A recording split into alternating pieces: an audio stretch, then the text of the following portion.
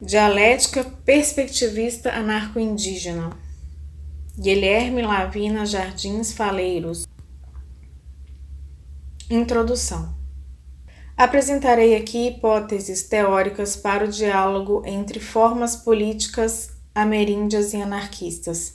Apontarei semelhanças entre reflexões de Claude Lévi-Strauss e Pierre-Joseph Proudhon a partir de sua dialética serial perspectivista e sem síntese, que pode ter afetado aquele antropólogo americanista dada a influência deste na sociedade francesa e nas proximidades entre a dialética proudhoniana e as oposições binárias levi-straussianas. Daí se desdobra a aproximação entre o estudo proudhoniano do princípio federativo anarquista através do que se chama de dualismo político, e o dualismo em perpétuo desequilíbrio feito política, investigado por Beatriz Perrone Moisés e Renato Stutzman nas confederações e chefias ameríndias, sob a inspiração da racionalidade indígena apresentada por Lévi-Strauss em Mitológicas. Com essa relação entre perspectivas diversas pela via e por desvios da dialética serial sem termo, sugiro contribuições ameríndias à perspectiva de Proudhon e do anarquismo. Disso propõe-se contribuições tanto à antropologia anarquista existente, ainda que fragmentária, como diria David Graeber, quanto às potencialidades desse diálogo para a disciplina antropológica em termos de sua abertura para a alteridade, considerando a dialética entre perspectivas sob a mesma relação. Tal abertura para a diferença do anarquismo e da antropologia, especialmente a antropologia levi-straussiana remetida às influências proudhonianas, encontra na dialética indígena e na relação entre perspectivas em diálogo um modo de operar sugerido aqui não só para o anarquismo, mas também para uma antropologia anarquista, isso é, que compartilhe com o anarquismo a recusa ao domínio da autoridade unitária. Mostrarei contribuições na radicalização da crítica à alusão da unidade apontada por Proudhon, que concebe em sua dialética serial sem termo cada série relacionada como definida por apenas uma perspectiva, enquanto na dialética ameríndia os polos da oposição binária constituinte de uma série aparecem como perspectivas distintas da mesma relação. Como nas mitológicas, cada série tem em si uma abertura para outras séries, transforma-se em outras. Assim, a série política também é afetada por ruídos e perturbações por perspectivas diversas, tais quais as séries de gênero, de parentesco, de gerações, dos jogos competitivos, dentre outras que poderiam ser consideradas.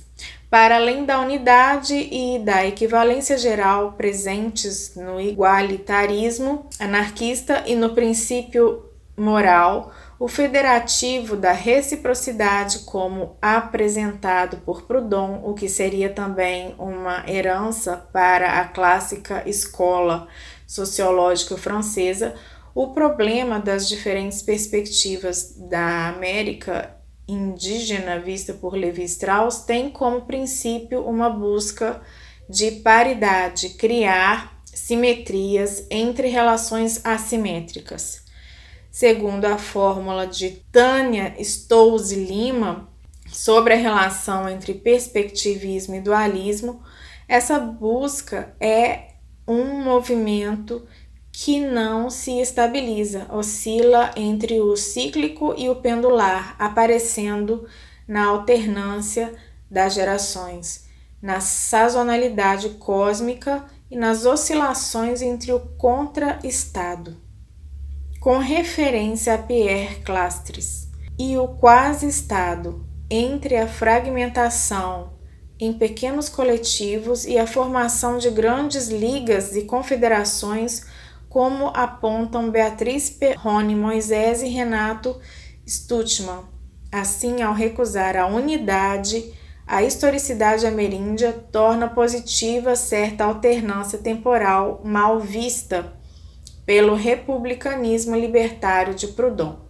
Segundo ele, haveria na história estatista, europeia e judaico-cristã uma insolúvel luta entre as classes cuja tentativas de estabilização de forma de governo fariam a autoridade sobrepujar a liberdade. Por outro lado, por vários pontos ameríndios, a variação pendular da historicidade impediria a estabilização de totalidades e hierarquias, como instabilidade classificatória contra a distinção entre dominantes e dominados, o que faz do modo de vida ameríndio uma inspiração para o anarquismo, insistindo em sua necessária abertura para a alteridade.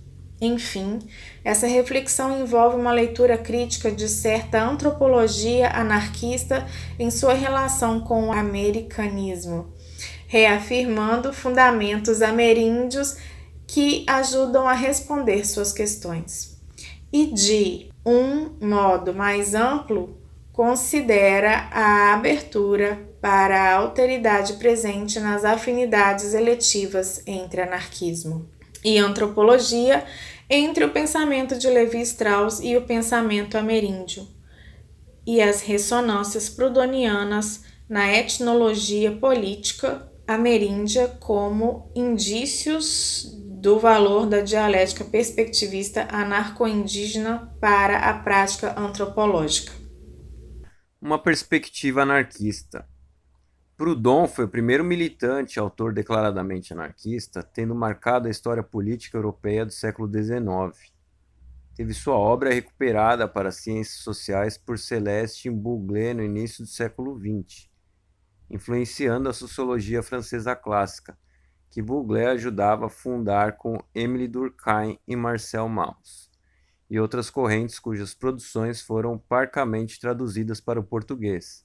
Apesar de recentes publicações por conta dos 150 anos da morte de Proudhon, celebrados em 2015. Em suma, para o que interessa aqui, Proudhon propõe uma dialética serial sem síntese, diferente, portanto, da hegeliana, mantendo também boa distância do racionalismo tipológico kantiano. Nessa dialética, as séries são ferramentas classificatórias orientadas por oposições, binárias que jamais se anulam, a não ser progredindo para novas séries. Seus elementos constitutivos são o ponto de vista ou perspectiva, a unidade, ilusória, mas determinada pela perspectiva única, e a relação ou razão constituída pela polaridade básica. Uma de suas obras derradeiras, do princípio federativo, aborda a série política a partir dos polos da liberdade e da autoridade, o dualismo político, trazendo referências do Velho Mundo e mesmo criticando o chamado federalismo estadunidense. Apresenta uma história não linear, feita de alternâncias que não realizam plenamente a liberdade justamente por tentarem, sempre sem sucesso, eliminar a autoridade. Vermelhos e azuis, direita e esquerda, acabam mudando de posição ao se aproximar da autoridade. A elite vale-se da democracia para dominar. A multidão é volúvel e apoia ditaduras.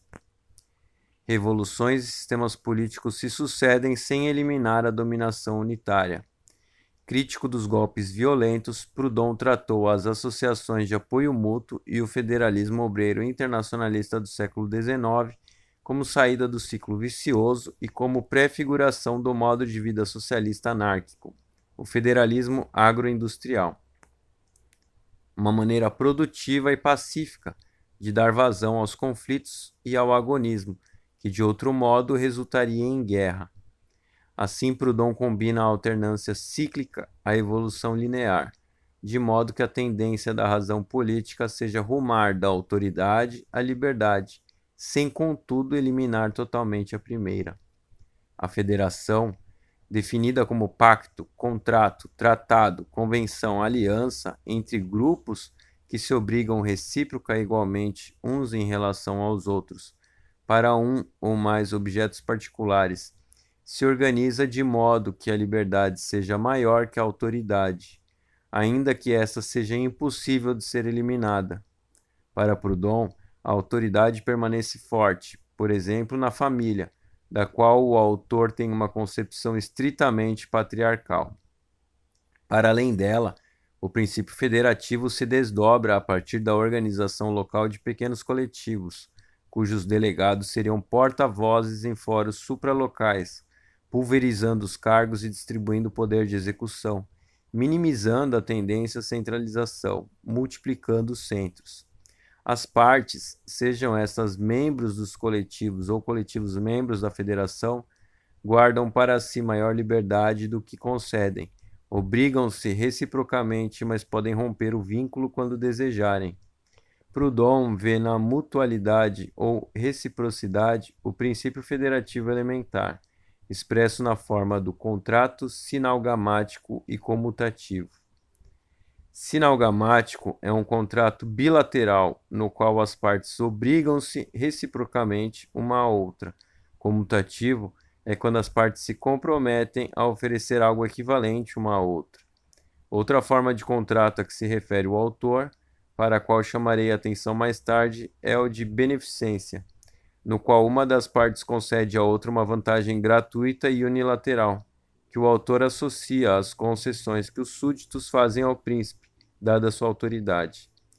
De volta às garantias de liberdade, ainda é preciso que o contrato seja limitado quanto a seu objeto, mantendo-se aberto em todos os outros campos, de modo que ninguém esteja totalmente vinculado a alguém. Na federação, a capacidade de escolha e de visão libertárias deve ser garantida perante a centralização e a hierarquia autoritárias e suas fantasias de unidade. Perspectivas em relação na América indígena. Não tão longe da Europa de Proudhon, uma antropologia levi-straussiana do diálogo, segundo Clastres, a aliança dessas linguagens estranhas encontra nos ameríndios certas filosofias, mitologias e formas de organização coletiva que operam como um dualismo em perpétuo desequilíbrio. Essa formulação a respeito do dualismo ameríndio vem de um trajeto etnológico de Levi-Strauss ignorado pela crítica anarquista ao troquismo, presente em parte de sua obra. Em Reciprocity and Hierarchy, Levi-Strauss aponta nas relações entre metades Bororô anti-equivalências que não resultariam em desigualdade, mas em subordinações recíprocas. A metade considerada superior em ornamentos era chamada fraca, em oposição à forte, porém inferior.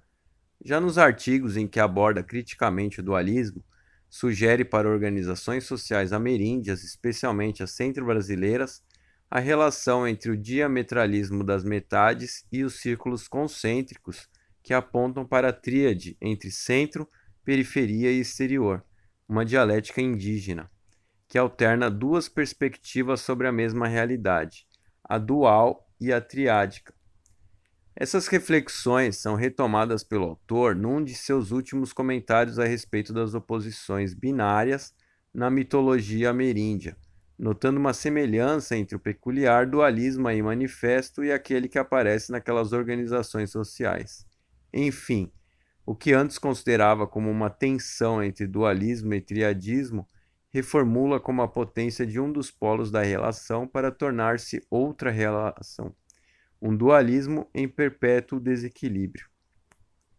Em seus estudos sobre lideranças e confederações ameríndias, Beatriz Perrone Moisés e Renato Sistutman retomam para a política esse dualismo em perpétuo desequilíbrio encontrado em diversos planos: mitológico, organizacional, ritual, corporal e histórico, relacionando diversas entidades como uma cosmopolítica.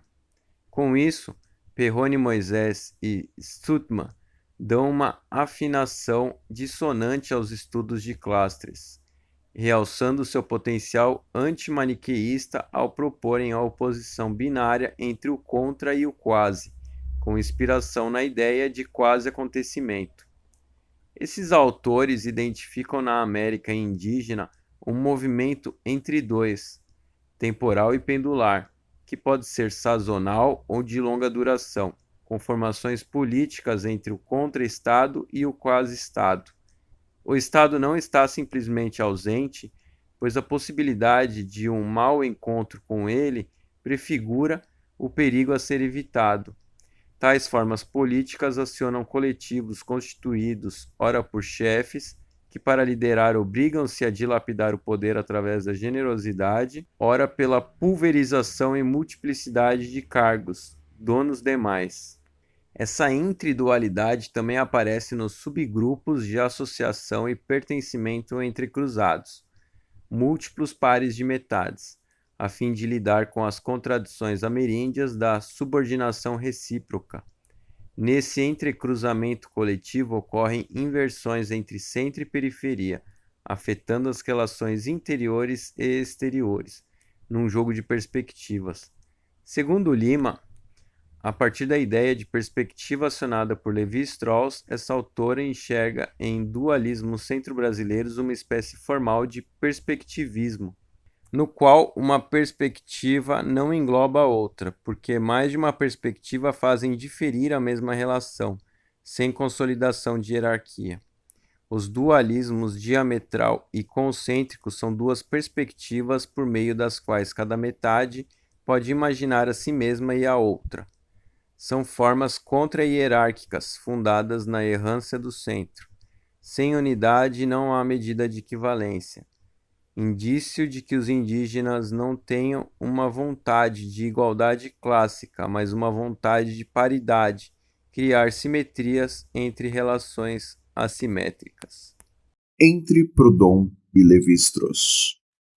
Entre o desequilíbrio pendular do pensamento ameríndio e o tenso equilíbrio entre polos de Proudhon, há conexões e influências.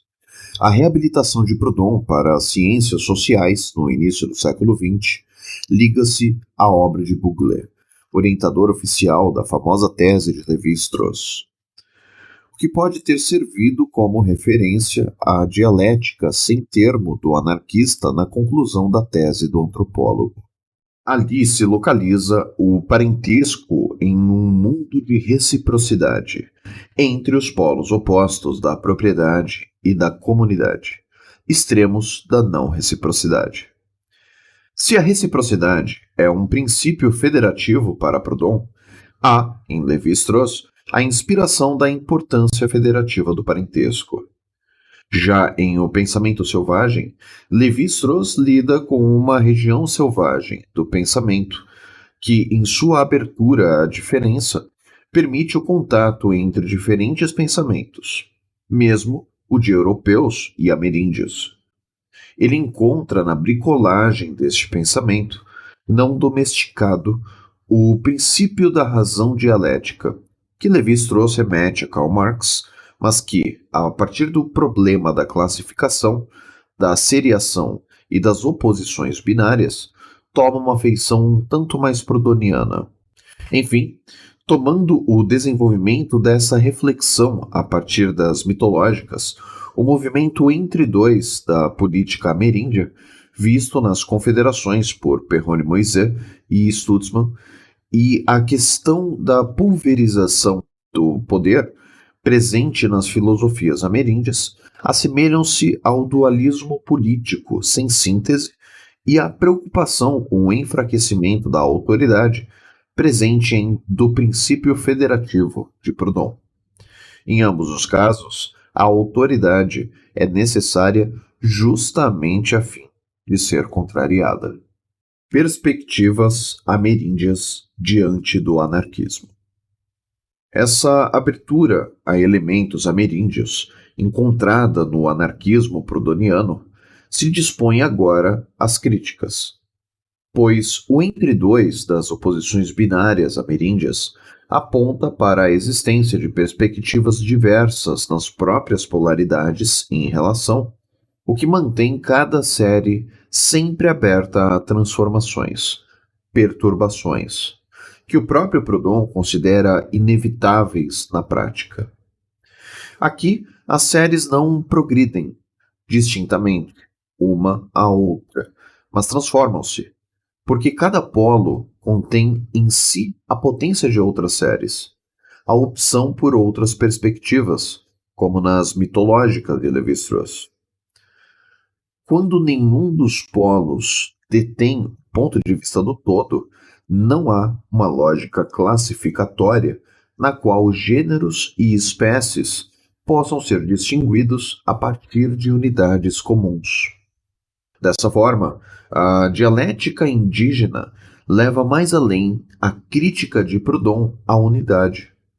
Sem uma unidade, não há medida de equivalência, mas também não há classes.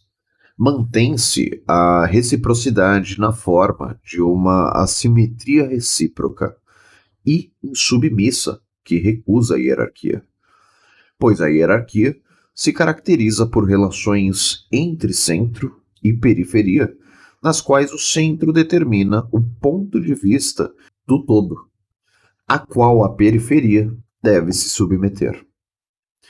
É o que ocorre quando um dos polos de uma oposição dual, direita e esquerda, por exemplo, o predomínio da primeira, segundo Luiz Dumont em Homo Hierarchicus, determina a visão global, uma razão conforme a qual a série deve progredir. Diversamente, na América indígena, um dos polos se desvia de sua oposição ao outro, num potencial para outras séries. Por exemplo, os Aue Chavante são majoritariamente destros, isto é, mais hábeis com a mão direita, mas afirmam que, contudo, o lado esquerdo é o mais forte, sendo habilidade e força dois fatores incomensuráveis a partir de uma unidade comum. Tomar a reciprocidade nos termos de Proudhon, a partir da perspectiva ameríndia, seria ter como princípio federativo uma espécie de contrato sinalgamático de beneficência voluntário, num jogo entre superioridade e insubmissão. Pelo menos, as prestações dessa reciprocidade de viés ameríndio tomam-se entre opostos que não se equivalem nem se cancelam. Não há uma única medida. Em outras palavras, se o mundo é pensando através de pedaços de mundo, cada perspectiva não mede a outra a partir de si mesma, como objeto, mas sim os cortes operados pela outra a partir de seus próprios, como intencionalidade diversa. Além disso, há naquela conhecida generosidade da chefia ameríndia uma inversão da relação entre a beneficência e a autoridade. Não há sujeição propriamente dita. O reconhecimento da diversidade de intencionalidades obriga quem principia algo, no sentido básico da noção de principal, a se sujeitar de algum modo a quem quer que lhe siga. Aplicando esse truque na autoridade, a filosofia trickster do dualismo em perpétuo desequilíbrio feito política pode contribuir para a reflexão crítica sobre a organização anarquista, especialmente sobre formas de organização concêntrica. Tal organização é proposta por correntes plataformistas ou especificistas do anarquismo, como maneira de lidar com diferenças de participação e comprometimento políticos, pensando também na entrada de novas gerações nos coletivos anarquistas. Propõe-se, por exemplo, distinções de poder decisório dos militantes conforme seu grau de engajamento e conhecimento ideológico, sem atentar para o elemento necessariamente hierárquico do concentrismo, como notado por Levi-Strauss e Luiz Dumont. Levando em conta a perspectiva ameríndia, as diferenças de engajamento, participação, conhecimento, idade, etc., podem ser afetadas por fatores diametrais em diálogo com outros centros, coletivos internos e externos com perspectivas não englobadas pelo coletivo especificamente anarquista, com saberes que não se encaixam na divisão de conhecimentos central, o que demandaria do anarquismo uma maior colagem organizativa. O coletivo, especificamente anarquista, é considerado pelos plataformistas como uma federação de indivíduos que, a partir de sua visão global, influenciaria os movimentos sociais em direção a uma federação aos moldes de Proudhon. Para quem, todavia, a definição de federação trata de relações entre grupos mais que entre indivíduos. Ademais, a errância do centro faz com que se confundam definições muito estritas. Se a federação é definida como centrípeta e a confederação como centrífuga por dicionários clássicos da ciência política, que parecem estar subentendidas em reflexões anarquistas recentes, ainda que Proudhon não diferencie federação de confederação de modo conceitual, o princípio confederativo, ameríndio, situa-se entre esses dois pontos, põe as duas forças em ação. Perrone Moisés nota que Clastre teria identificado uma dialética semelhante entre forças centrípetas e centrífugas, porém mantinha, como Proudhon, um desejo de equilíbrio, constantemente ameaçado pelas forças ameríndias. A releitura crítica dessa dialética mostra, contudo, que o desequilíbrio aqui não é homólogo à desigualdade de um único vetor diagonal, mas sim a um movimento contínuo e pendular que não se estabiliza, afetado por mais de um vetor, oscilando contra o estável. Em Do Princípio Federativo, Proudhon critica a história cíclica e a inconstância das gerações, combinando-a a uma história progressista com um ponto de equilíbrio, com um predomínio federativo da liberdade sobre a autoridade. Ainda que anarquista, parece tributário de uma visão de história republicana, identificada desde o antigo Políbio, antecedido por Aristóteles, passando por Maquiavel, até chegar aos federalistas norte-americanos.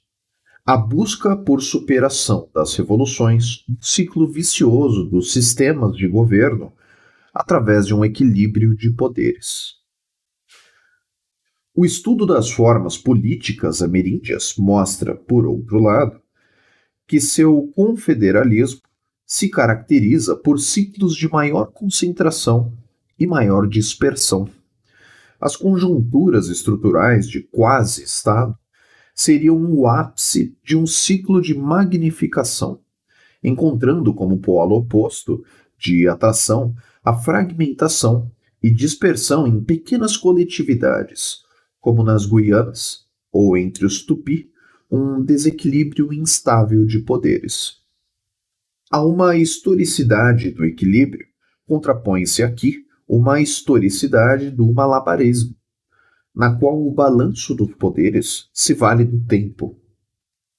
Nos Bororo, considerados por Lévi-Strauss um exemplo, os homens da metade exogâmica matrilinear, de filiação paternal alternada, superior, estarão, contudo, uma geração abaixo dos homens da metade oposta, avós de seus filhos, de modo que a primazia política viria num lugar subordinado no sistema de gerações. Outras perspectivas a Ueshavantes. Um malabarismo entre duas metades de 4 grupos cada pode mais facilmente ser imaginado para o sistema geracional de classes de idade a Ueshavante. A saber, há um circuito de 8 classes agrupadas alternadamente em metades adversárias, cada metade composta por 4 grupos de trabalho de ritual, ordenados no tempo numa troca generalizada. Agâmica.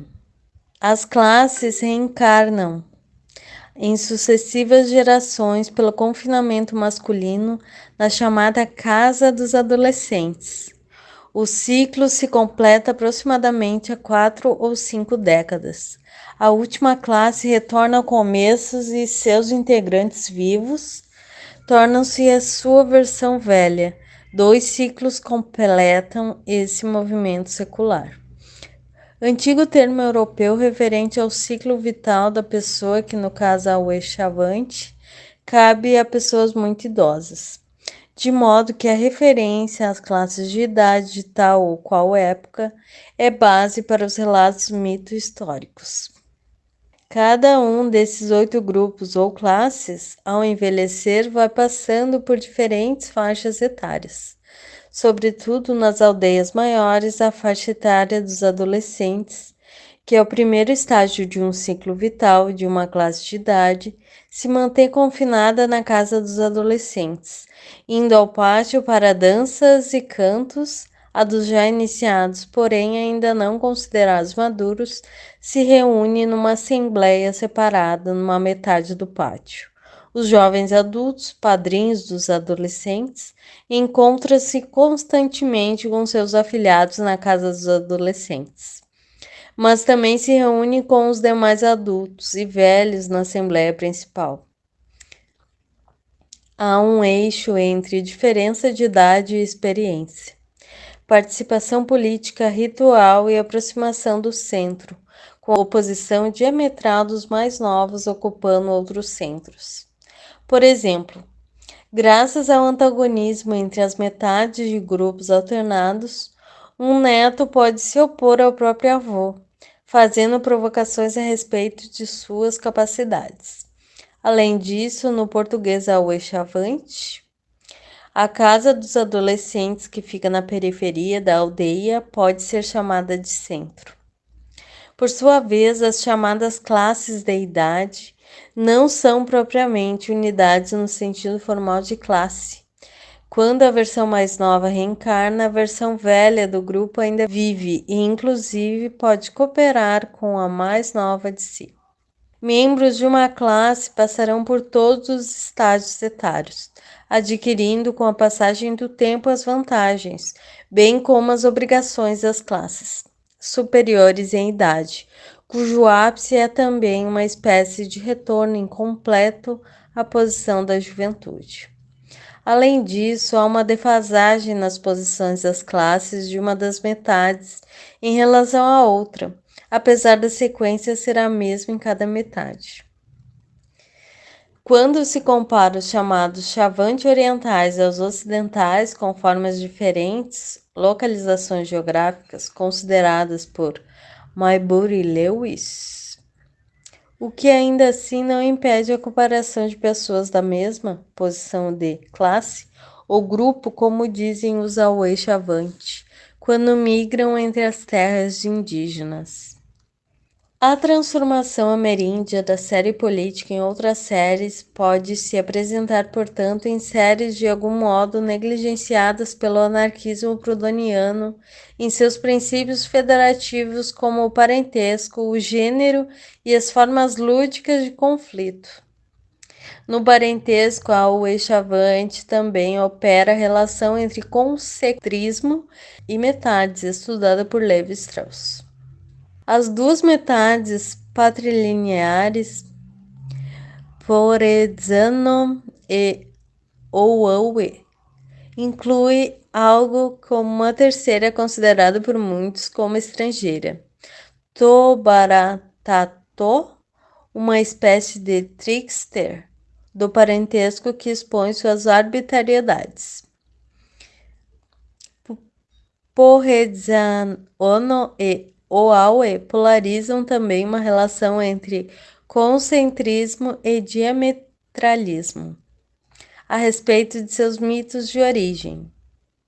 Versões contadas por pessoas da primeira apresentam os antepassados da outra como descendentes do seu antepassado.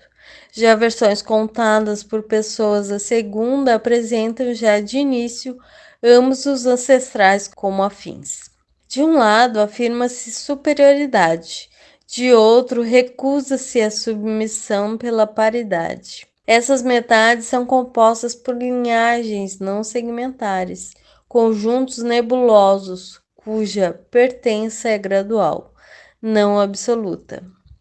Através de convívio, comensalidade, adoção, inclusive de estrangeiros, e rememoração do parentesco passado, laços são constituídos. Pode-se mudar de aldeia e viver com parentes, antes distanciados que vão se tornando pais e mães. Extrapolando os termos proudhonianos da política para o parentesco, partindo criticamente da associação determinista feita pelo autor entre autoridade e patriarcado, já confrontada por feministas de sua época como Jenny Dericourt, a partir da radicalização das teses proudhonianas, há aqui um antideterminismo aberto à prática, não englobado pela autoridade, sob efeito oscilatório da filiação libertária. Os Auê-Chavante sinalizam o princípio federativo do dualismo instável, não só na reciprocidade exogâmica, mas na constituição da própria família não patriarcal, através de formas não deterministas de filiação e adoção. Mesmo a centralidade patriarcal não se aplica propriamente. As linhagens seguem a linha paterna e entre elas circulam as mulheres através do casamento. Mas as casas, Auê-Chavante, seguem linha materna e ao se casar o homem vai viver com a família da esposa. Lá, por exemplo, as mulheres controlam a comida e determinam sua distribuição. Aí a série política toma uma inflexão de gênero, pois desse lugar periférico na aldeia, as mulheres vigiam os homens no centro ou pátio, naquilo que Sututman identificou, entre outros indígenas, como um panóptico invertido. Poder exercido sob o centro pela periferia. Parece que homens e mulheres Auê-Chavante polarizariam, nos termos de Greber, sobre reflexões Foucaultianas, a coexistência da exibição do poder com o poder da vigilância, invertendo os papéis de gênero burgueses. Talvez nem tanto, já que homens Auê-Chavante também se caracterizam como vigilantes.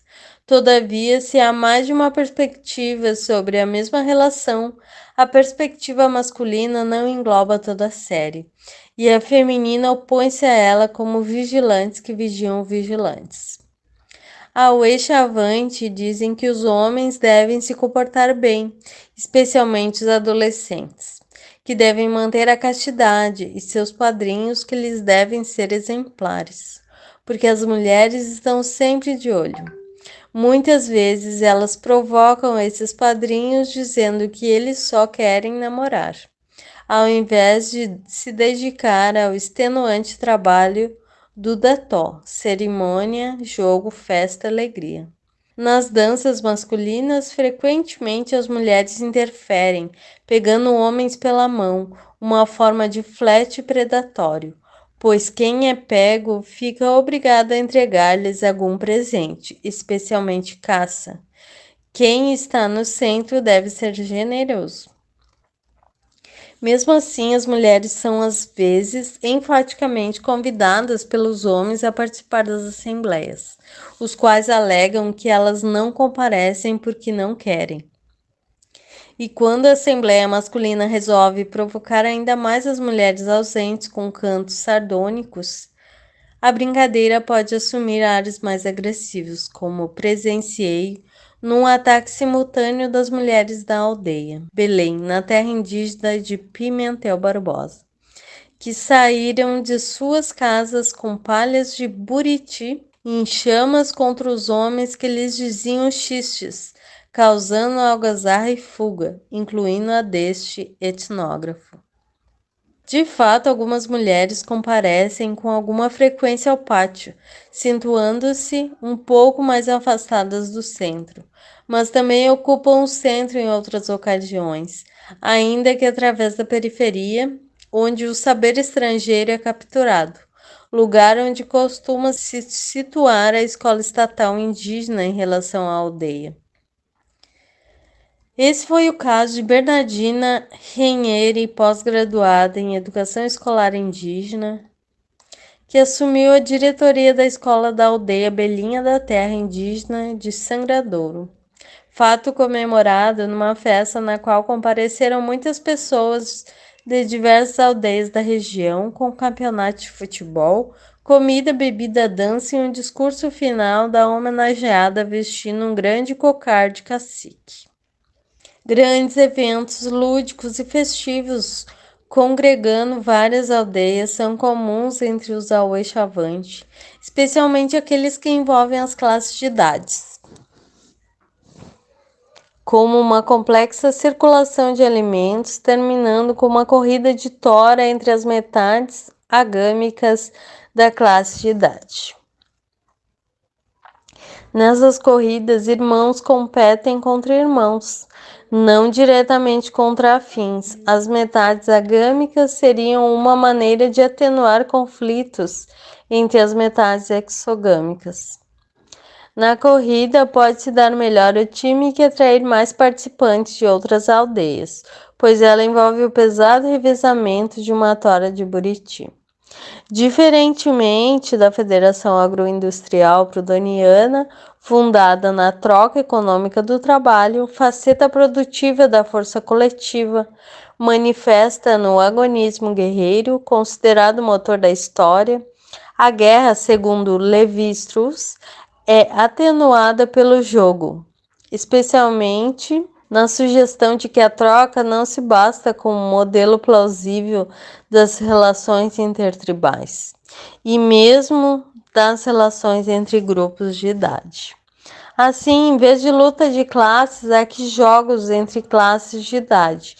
Eles incluem hoje o futebol adotado pela pacificação dos Waradzu não indígenas, como notou Fernando Viana, pois os Auê Chavantes são capazes de incorporar jogos estrangeiros, dada sua abertura à alteridade, base de seu modo de vida. Perrone Moisés, em tese de livre docência, apresenta os polos da festa e da guerra como fundamentos da cosmopolítica ameríndia, segundo a qual política é coisa de branco, o que também me dizem os Auê Chavantes. Aliás, não ter classes de idade é o que faz dos brancos menos humanos. Enfim, creio que casos como esses apresentam o jogo como síntese inacabada, em perpétuo desequilíbrio entre a festa e a guerra. Dois polos que misturam agonismo e aliança, confederativos. Considerando que Perrone Moisés trata a hospitalidade como elemento fundamental da festa. Talvez hospitalidade e jogo competitivo sejam polos opostos da série festiva, de modo que esse jogo contém a potência de outra série, a guerra desdobrando-se nessa polarização subsequente, festa e guerra, assim como o dualismo em perpétuo desequilíbrio se desdobra em cascata, como apresentado por Levi-Strauss em História de Lince. Além disso, os Auê Chavante contribuíram diretamente para a reflexão teórica aqui proposta através da etnografia de Aracy Lopes da Silva, com a qual se conhece a importância de um movimento pendular entre centrífugo e centrípeto, entre amizade e inimizade, já fazendo uma leitura crítica de Clastres. Outra perspectiva para a antropologia anarquista. No artigo elementar para a antropologia anarquista, Brian Morris reconhece uma afinidade eletiva entre o anarquismo e a antropologia devido à especial atenção da disciplina à sociedade sem Estado, que recusam a dominação e que, como diria Evans Pritchard, viveriam uma anarquia ordenada, o que ecoa uma famosa frase de Proudhon: anarquia é ordem. Nesse mesmo artigo, aliás, Morris já sugeria uma influência proudhoniana sobre a escola sociológica francesa através de Bourdieu. Já a ideia da falta de Estado, como se sabe, foi criticada por Clastres a partir do contra-Estado, noção que sugere uma oposição contínua um movimento, uma dialética que foi radicalizada pela reflexão sobre o quase-estado no estudo atual das formas políticas ameríndias. Tal dialética também pode ser reconhecida na coincidente afinidade eletiva entre o pensamento de Levi-Strauss e o pensamento ameríndio. Um pensamento não domesticado ou uma região selvagem do pensamento em geral, segundo a interpretação de Stutman da obra Levi-Straussiana, que permite o reconhecimento da semelhança na diferença.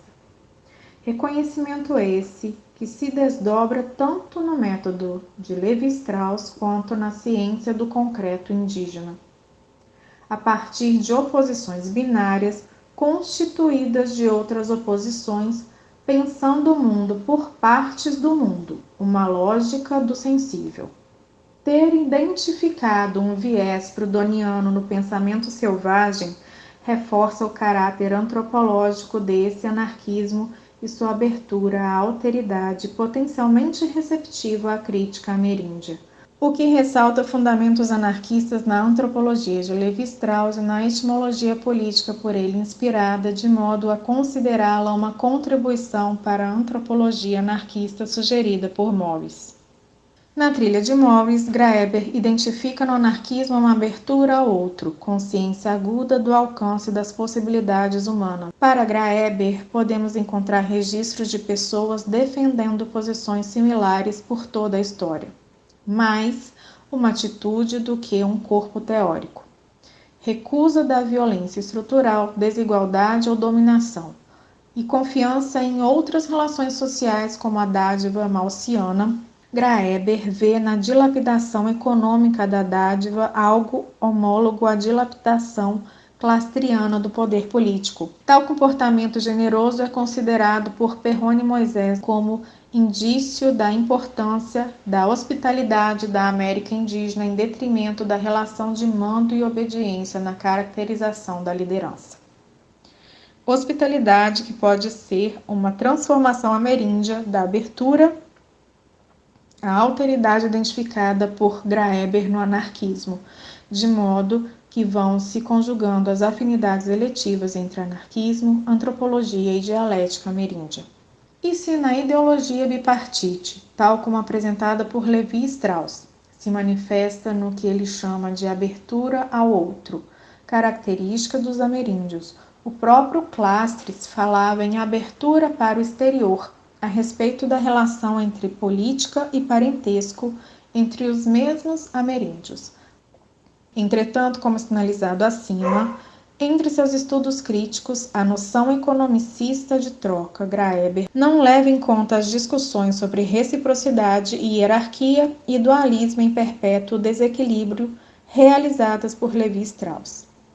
Ao tratar da organização em metades pelos povos que formavam a Liga Iroquesa, por exemplo, considera tais organizações como uma forma de comunismo em oposição à hierarquia, o que pode ser remetido às prestações totais entre metades, como resumidas por Mao. Segundo Graeber, o comunismo de Mao se explica como uma relação na qual uma pessoa pode tomar aquilo que precisa sem necessidade de pagamento ou reciprocidade, conceito criticado por Graeber como dependente demais das noções de troca e dívida. Um acordo aberto no qual as partes teriam um compromisso de manutenção da vida umas das outras. Seria esse um contrato não sinalgamático ou não comutativo? Pergunta Proudhon. Graeber também passa ao largo do primeiro anarquista francês, ainda que sua crítica à troca faça sentido contra a noção de contrato sinalgamático comutativo. Enfim, esta fórmula malsiana de comunismo acerta em sua generalidade, mas necessita ser nuançada na compreensão da contribuição ameríndia ao debate. Já a partir de uma leitura de Terence Turner sobre os Kayapó, Graeber vê as metades como tendência igualitária que ofereceria um senso de unidade, em oposição aos escalões hierárquicos que levariam à dissolução da aldeia, concebendo as metades como possibilidade e a hierarquia como realidade. Com isso, parece ignorar a relação entre hierarquia e a constituição de uma visão global a partir da unidade, enfatizando a igualdade entre as metades ao invés da sua diferença. Como visto, a perspectiva levi-straussiana considera a implicação entre reciprocidade e hierarquia na tensão do sistema de metades, que contém a potência de um terceiro elemento do qual se desdobram outras oposições, recusando uma defesa ingênua da unidade, bem como o maniqueísmo da oposição igualdade e desigualdade. Por isso, é importante realçar que, a partir da dialética aqui apresentada, comunismo, também sob a clássica fórmula de cada um conforme sua capacidade, a cada um conforme sua necessidade, o que Graeber remete indiretamente à influência do anarquista Piotr Kropotkin, reciprocidade e hierarquia não aparecem como princípios distintos, ainda que convivam entre si, como lembra esse autor. São quase como perspectivas diversas sobre a mesma relação e potência para outras, implicadas no mesmo princípio federativo manifesto em outras transformações, cujos termos tentam dar conta desse estranhamento. Paridade entre diferenças, assimetria recíproca, dualismo em perpétuo desequilíbrio ou mesmo um contrato sinalgamático de beneficência. A dialética perspectivista ameríndia aplicada à proudhoniana pode ser também uma contribuição importante à antropologia do valor buscada por Graeber, pois a concepção de uma série a partir de perspectivas diversas abala a unidade de medida e de valor da série, apresentando entre duas unidades, sem unidade não há classe, como notou Lima. E se a desigualdade de valor é um elemento fundamental da sociedade de classes, a recusa da unidade de medida oferece uma resposta libertária para a antropologia do valor de Graeber e suas questões anarquistas de fundo. Aliás, talvez por isso os iroqueses tenham se dividido em classes, conforme o julgamento do autor, apenas por um curto período histórico, não mais de uma geração, ou seja, menos de um ciclo. Seria esse período uma espécie de quase sociedade de classes, a altura mais extrema que o pêndulo temporal atingira antes de oscilar para o polo contrário à divisão de classes? Considerando a dialética anarco-indígena aqui delineada, a resposta pode ser positiva. De todo modo, a dialética instável do entre dois contribuiria para a análise que Graeber faz do ampum. Contas feitas de conchas de duas cores, branca e preta ou roxa, que eram usadas como moedas de troca entre iroqueses e norte-americanos não indígenas do século XVII. Graeber nota que, entre os indígenas, o ampum diferiu da moeda, em transformações políticas e de gênero. Se na relação com os brancos é moeda, entre os índios servia como pedidos de paz contra a vingança de sangue através de prestação de contas brancas, consideradas como femininas, pacíficas, ligadas à vida. A prestação do ampum branco parece uma busca por paridade sem certeza de equivalência ou troca, e não uma compensação ou garantia de que o desejo de vingança fosse cancelado, sendo semelhante a um pedido de perdão, como já reconhecia Henry Morgan, pioneiro no estudo do confederalismo iroquês. Tais contas brancas costuradas às pretas roxas, consideradas masculinas, guerreiras ligadas à morte, compunham um método sensível de memorização de acordos federativos através de cintos, combinando desenhos de ícones e índices de alianças e armistícios simbolizados por contas brancas num fundo de contas pretas roxas. A característica concreta, dual, desequilibrada das cores de wampum parece valiosa nessa abertura contra a fixação da medida de valor, inspiração para formas anarquistas de lidar com medidas e valores. Isso posto, A Liga Iroquesa reforça a importância federativa da perspectiva feminina, como já detalhou Morgan, atenuando a força guerreira masculina. Assim como as Awechavantes, estas são soluções confederativas interessantes diante do aspecto machista da teoria proudhoniana sobre a necessidade política da força, podendo talvez contribuir com a discussão feminista sobre paz, guerra e violência, desde as relações internacionais às domésticas, e com a prática do feminismo nas organizações anarquistas. Fuga para outras aberturas. Retorna-se assim de modo transformado para a proposição inicial do diálogo sob sua forma de dialética sem termo, reconhecendo a diferença de perspectivas nas perturbações e ruídos entre linguagem não tão estranhas entre si. Confrontadas, essas perspectivas desviam para outra perspectiva possível. Essa dialética perspectivista apresenta uma abertura à alteridade encontrada na afinidade eletiva entre antropologia, anarquismo e formas ameríndias. Afinidade que é menos que uma síntese do que uma afinação, ainda que numa harmonia complexa, apta às dissonâncias. Com essa abertura, o modo de vida ameríndio apresenta para o anarquismo uma concepção da hospitalidade como maneira de agir desviante da política de mando e obediência, uma inversão da autoridade que precisa promover a beneficência alheia em vez de acumular poder e recursos. Inspiração importante para a organização anarquista, repensando a ação política do centro para a periferia, pela prática da generosidade na dilapidação do próprio poder e pela receptividade para outras perspectivas e ações, descentrando-se. Isso envolve deixar-se transformar pela política alheia ou pelos desvios e fugas da política, as relações entre gerações, gêneros, o lúdico, a entredualidade na medida do valor, entre outros temas que não foram desenvolvidos aqui, como as noções de pessoa e corporalidade. No que toca à pesquisa antropológica, isso passa pela atividade do etnólogo, que inverte sua autoridade etnográfica no infindável processo aprendiz de tornar-se gente como agente com quem pesquisa participativamente. Esse processo de diálogo apresentado ao longo do texto pode ser um modo de fazer antropologia que leve ao limite sua relação com a liberdade e a diferença.